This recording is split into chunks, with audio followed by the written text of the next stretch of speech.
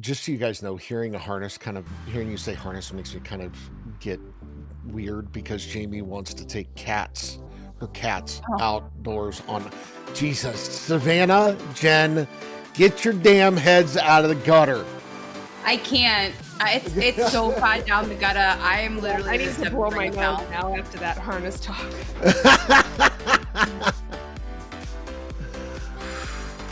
All right, ladies and gentlemen, boys and girls, children of all ages, it's the Spicy Bostonians. In 3, 2, 1.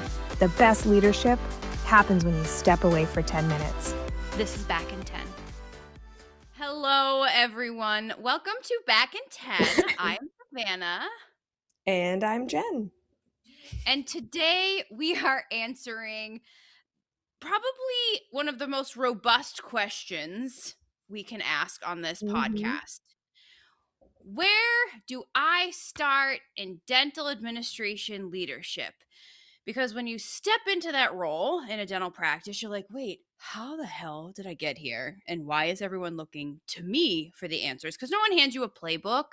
Like one day you're doing the job, and the next day you're responsible for everybody else doing the job.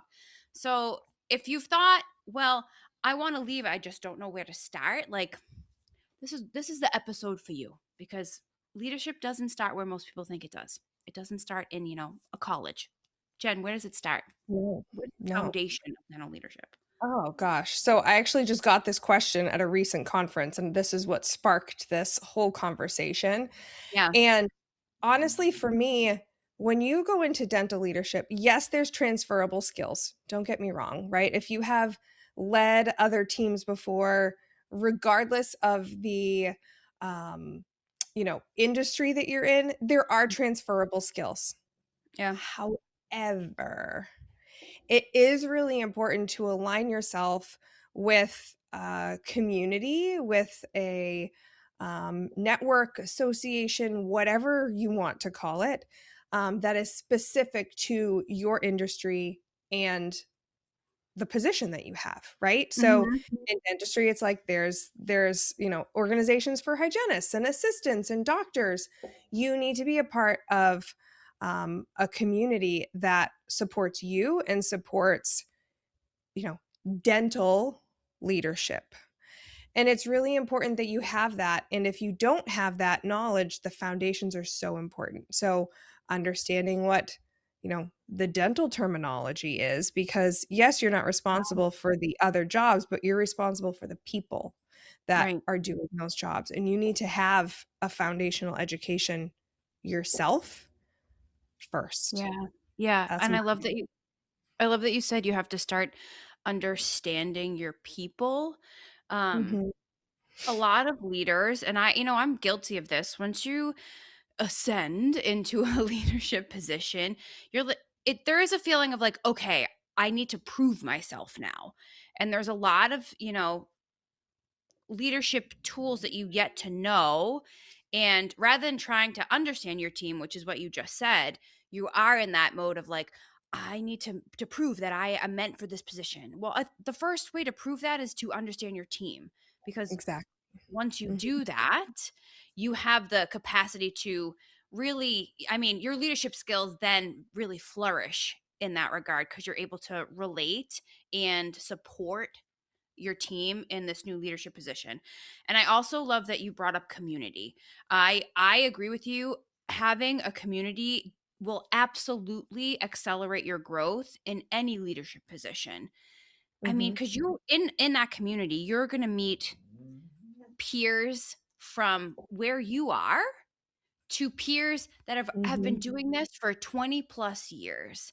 And Right. it's in those conversations that you're able to not only relate to any leadership faux pas you may think you'll encounter, but also celebrate your leadership successes and get advice on leadership challenges that you could be facing as well. So I am totally agree with you.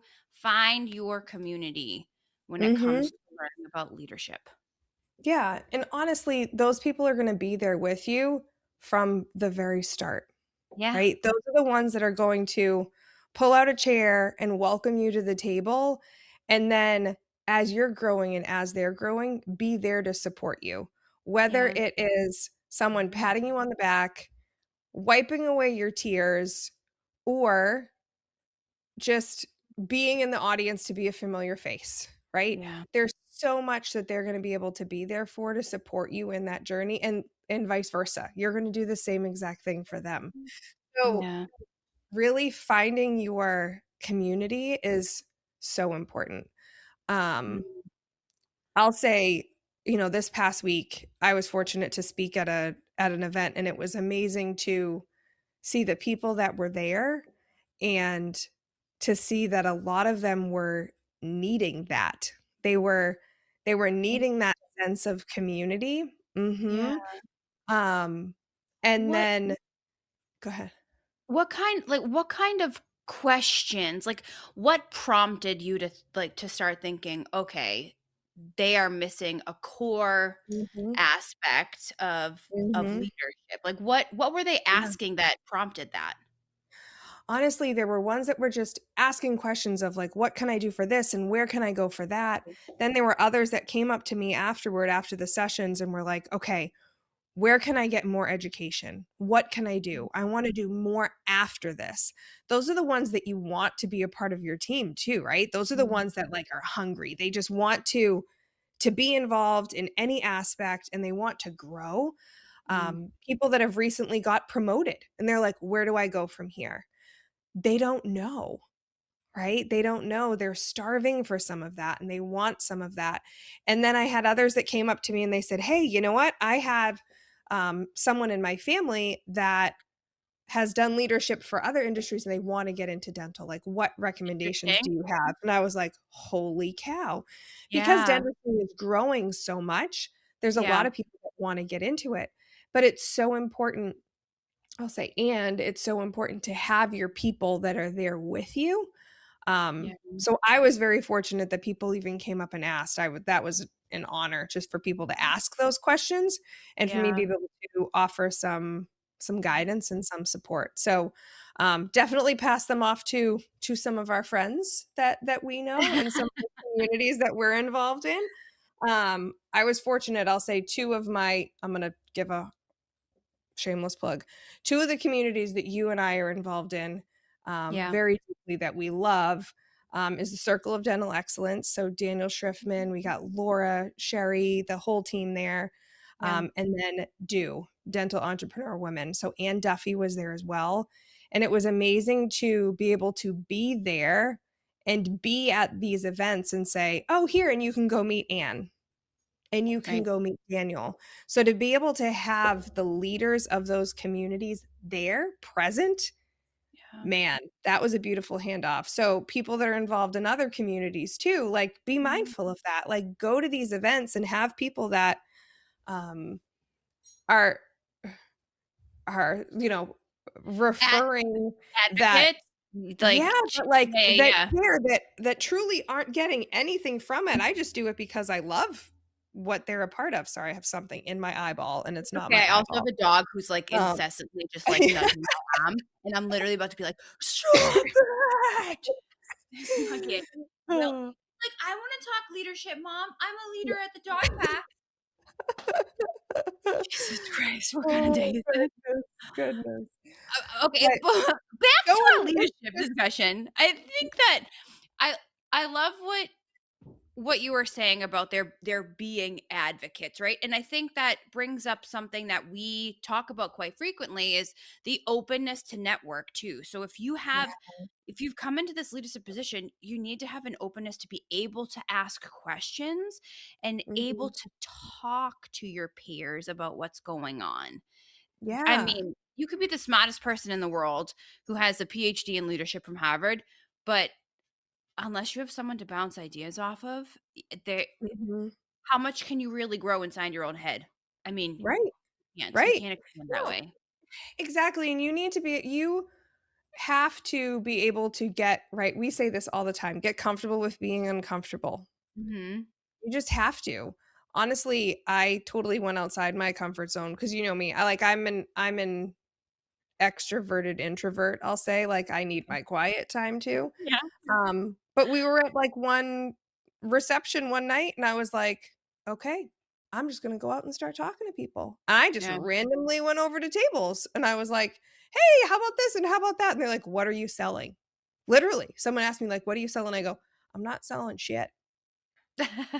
Um, I'm a speaker here. I just wanted to come and say hi and just introduce myself and see if there's anything I can do to help you and support you. And they were like, wow, that's refreshing because people don't talk to people. It's very interesting. Fucking wild. It is wild that anytime you are at an event these days that people are like, oh, this person's going to try to sell me something new. Yeah.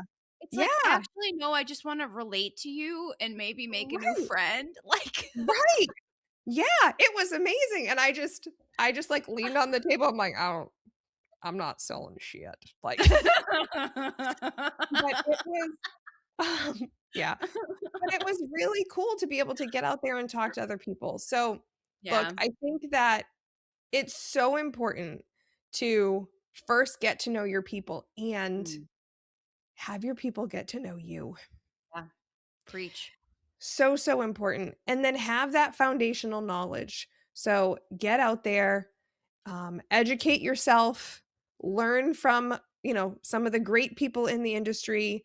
There's amazing Facebook groups and things out there, but just be mindful of where your information is coming from, right? That's why like we don't just, you don't always listen to like everything like that the Google says. You know what I mean? Like just be mindful. So like go to some of the amazing speakers and educators in our industry. We've talked about that a lot, Savannah, like some of the ones Yeah. that we always go to, regardless of their topics, just because we know we're going to get some amazing takeaways to bring back to our teams. So just, get out there and just be you. One thing in addition to all of this is just some homework before you get out there, or in addition to when you get out there, is operationally when you come into this leadership position, especially when it's admin, even if you're a lead dental assistant or a lead front desk or lead hygiene, um you definitely want to see what's working in the practice and what isn't. So then as you're looking at what skills you need to develop, you are developing them catered to things that are going on in your practice. I mean, we love education. Educate yourself as much as you want for as long as you want, but you want to make sure that you're able to actually putting it into action. So what Mhm, is working in the practice? What isn't broken? And what do you need a little help with? And that's where you want to direct most of your initial energies when mhm, learning about leadership, so you can really hone in on those skills too. So look at the operational side of what's happening in the practice as you're on the mhm. quest for your like-minded community to help you along. Yeah, and I think, building off of what you just said, like trying to figure out like what isn't working, right? Yeah. Ask your team, especially if you're new to the role and say, "Hey, is there something that's a pain point for you? Like if I could wave a magic wand and fix one thing, what would that be?" And Mm, kind of come up with your hit list for lack of a better term. But if you're able to solve some of those team's problems, especially if you're new to that role, man, are they going to be on your side? And you're yeah. showing that you're a leader, not just a manager, right? We talked about that in previous episodes. Your team is going to be right there with you to support you if you help them initially too, and really what their pain points are. Don't you decide what their pain points are. No. Listen, and then let them help you to determine what those pain points are and then Yeah. go from there because man, that is a team that's going to be invested in you and the team if you're able to help to solve some of those challenges. Preach. Yeah. Preach. So as we sign off, your three tips for where to start in your leadership journey. Number 1, listen to your team, see what's going on. 2, learn those systems that need, help in or acceleration in the practice. And then most importantly, find your people. Find your mentors, Mhm. find your community, talk to your peers. Once you Mhm. get all those things in your things, you can tell it's so. Once you get all those those There you things go. That was good. into your orbit, leadership is going to feel so much more comfortable for you. 1000%. Yep. Right. All right, on that note, this dog is annoying the shit out of me today. We're gonna go take a little snug break. But Okay. Bye, guys. everyone, have a great day. Thanks for spending a few minutes with us on Back in 10. If something made you laugh, nod, or feel a little more human, share it with a friend and make sure that you're subscribed. You can also follow us on Instagram at Back in 10 Pod for more behind the scenes, updates, and probably a little chaos. We're not here to have it all figured out. We're just here to tell you the things that we wish someone had told us. And remind you that leadership doesn't have to be perfect, just real. We'll be back in 10.